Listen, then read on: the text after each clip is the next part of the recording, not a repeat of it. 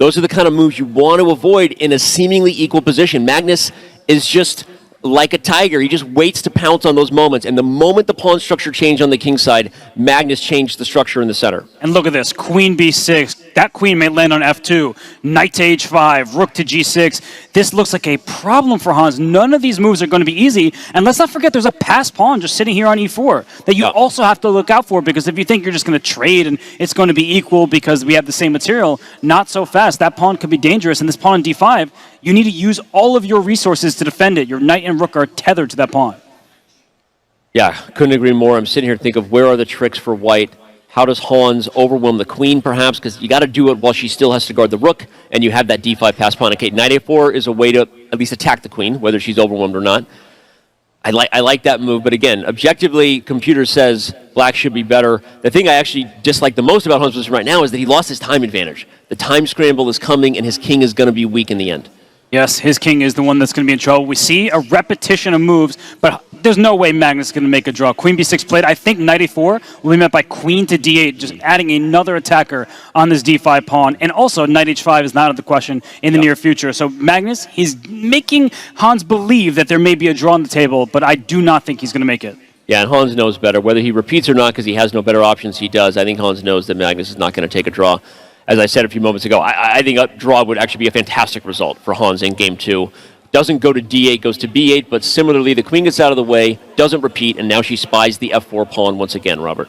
Also keeps the white queen honest in many positions. The b2 pawn, knight h5 is in the air. That looks quite frustrating to deal with. But I think what black is struggling with is that this pawn on d5 is such a nuisance. If this rook could jump over to the king side, then that pawn runs free, and that's a very close passer. So Magnus, he's better, but he also has his hands full. No, I could sense the tone in your slight hesitation. He's better, but it's not as big of an advantage as it was. I'm just completing Robert's sandwich there.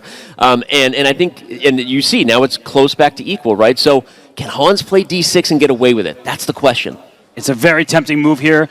Both players do not have very much time. And it seems that Magnus under 20 seconds, and Hans similarly in some time trouble himself. But the d6 pawn, is it a strength? Is it a weakness? That's the big question.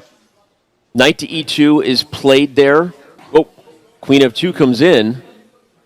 But f5, it's also a target. Hans is on the attack. And he goes knight g3, does Magnus. So look at this, the f5 pawn is protected. e2 is coming. Knight f1 check is in the air. This is way too complicated. It's a 3-result game, though. Hans could easily strike back here. Maybe Magnus bails out with a draw because he doesn't want to let him get his first dub. And indeed, that is what Magnus does. You could kind of sense it, that Magnus... But Hans is ready for a capture on d5. Yeah, he pre-moved, and we know that the score needs updating, everybody. We will get that taken care of. The score is currently 1.5 to 1/2 Magnus. We will get on that, don't you worry. But, okay, on the board, the aggressive h4. This is how legendary King's Indian attacks start, and it shows that Magnus, he still wants blood. He's coming after it. He changed the structure in the last game the moment he had a chance to go after Hans' kingside, and here goes another kingside attack. Yeah, it looks like a King's Indian attack, as you were saying, and look at black's position. We have the pawn on a5, the pawn on d5, but all these pieces are kind of stuck on the first 3 ranks. Primarily this bishop on c8, not a very good piece, at least not yet, and rook e1 played just to keep the pawn on e5 defended. Then this knight is free to hop to g5. There's going to be some danger in front of the black camp, and if you ever play h6, you have to be very careful. You're creating a hook in the position, and then eventually a g4, g5 to try to pry open the king side. Magnus traded on d5 and played d4. One, it keeps both knights out of c5. It keeps all 3 minor pieces out of c5. He owns that square and ensures that with a closed center, he can focus on his job, which is, I'm going to try to checkmate the black king. It's educational for everyone watching. Typically, if you're attacking on one side of the board, you want the center closed. You don't want anything dynamic distracting you from your work, like a surgeon who goes in for something important. No more center will be open. Hans is going to have to deal with a big attack from Magnus on the king side. Yeah, b5, b4, that doesn't really have much to it. So bishop c6, just trying to get a little bit more active, and Magnus quickly jumps forward, knight to g5. Queen d3 is on the docket. That may force a pawn push to g6, and there's weak dark squares on the king side. And I think that for Hans, you made a really good point, Danny. This pawn on d4, a pawn 3 squares away from a knight dominates that knight, so that knight can't hop forward. It's a very passive piece, and a knight on the rim, it's looking quite dim. Yeah, Both knights are corralled, one 3 squares away, one on the rim. I don't even see a good future for either of them right now. This is a position where you already start thinking about, how can I justify f6? Or what else do I need to do to survive the attack? Do I play rook e8 and then put the knight on f8? We see that Hans was hovering with the mouse over b5. I actually do love that view. It's fun to see what the players do because they all do it differently. Some drag, some click. Sometimes they like to hold the piece over to go full XQC PogChamp style and just check all the legal moves. I mean, I'm kidding. But Hans was holding b5 before he played it for several seconds. And some players like to pre-move. Just in case something is captured, they pre-move it to save that little bit of time. But here it's going to be a difficult time for Hans. He's trying to go forward on the queen side. Here we already see checkmate in 1 is threatened. Hans, of course, will not blunder that, but if he does play pawn to h6, we may see a sacrifice on that square in the near future once the knight retreats. So, Danny, this is not looking very pleasant for Hans Niemann. This is all Magnus Carlsen could dream of in this game 3. Not at all pleasant for Hans Niemann. If h6 is played, by the way, that pony will go to h3 to leave that diagonal open, and that's why Hans says, I'm not even going to go for that. I'm going to get rid of my favorite bishop, but I have no choice because I got to stop checkmate.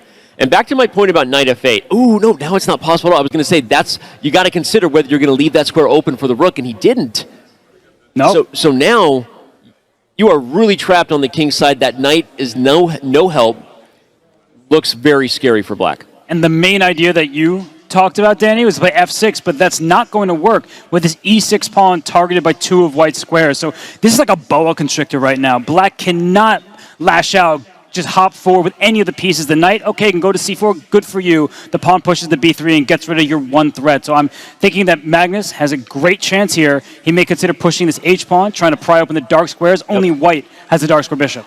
He's playing with house money here. When you've got this much space and all the options, you could also go for bishop f1, bishop d3. Let's highlight that. Not something you can always do once you fianchetto, but with a closed center, that light square bishop on c6 for black is not going to have any part. And so, okay, he gets another piece in the game.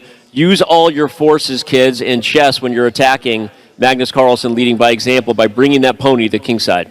Don't put the cart before the horse, so here comes that horse, that pony, that knight, just trying to help in the attack. Kingdom for a horse? Yeah, well, sometimes you have to. This black kingdom over here is in grave danger. I just don't see easy moves for Hans. I actually think that the evaluation bar is accurate. I would never have first thought this +3. I would just look at this position and say that white is having all the fun because black's pieces, look at them, the 3 minor pieces over here doing absolutely nothing. Yeah, the computers sometimes put math to the human evaluation. We would just look at this and say, white is dominating. Checkmate is coming to the king side. Here comes knight f4. Here comes knight h5. The f6. We might get a photo finish here, right? Get your puzzle rush out, boys and girls. The pieces on the king side are not playing. So is it +3? Is it somewhere even closer to +8 when it comes to how humans think about this? This just feels so bad right now for Hans. And just a loose position because this queen protects the bishop. That may seem irrelevant, but if you ever want to play f6 and bring your queen over to the king side to help defend, your queen is actually doing an important job. Now, there is a threat here. Yeah. I see a fork. This knight will hit both rooks at the same time, so don't just play a3 thinking that little pawn is under attack, and look at Magnus. Yeah. Take this pawn. It's not relevant here. He might even take, I was going to say, he might even take the exchange right now. I thought he might play rook takes c6 first, but the idea is sort of the same. Knight takes g7 and bishop f6 are threats on the board, everybody. Hans has less than 15 seconds. This is a one-sided game, as dominant as any we have seen in the first 3.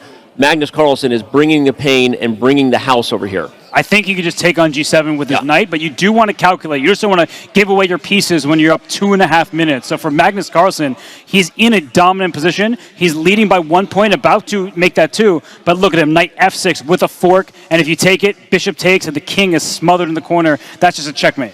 Well, queen h5 is coming next. We have more checkmate threats. Rook takes c6 might just be adding insult to injury. No, he doesn't even want it. I mean, that was a free piece. He'll probably take it after bishop takes f6 check. Hans made that move with 0.7 seconds. Rook takes c6. Hans not going to resign. I think that from a match strategy point of view, are we already thinking, all right, this isn't going well? Is it the psychology you and I talk about of let me work out the nerves? Or is it like, I'm already thinking about getting seconds off the clock because I actually like my chances in faster time controls against Magnus? Oh, I think it's quite clear that Hans's best chances are in the quicker time controls, but let's not forget that Magnus Carlsen is no slouch in bullet chess. So no matter what time control, it's going to be a problem. Magnus Carlsen wins by resignation. We have our first 2-game lead of the match.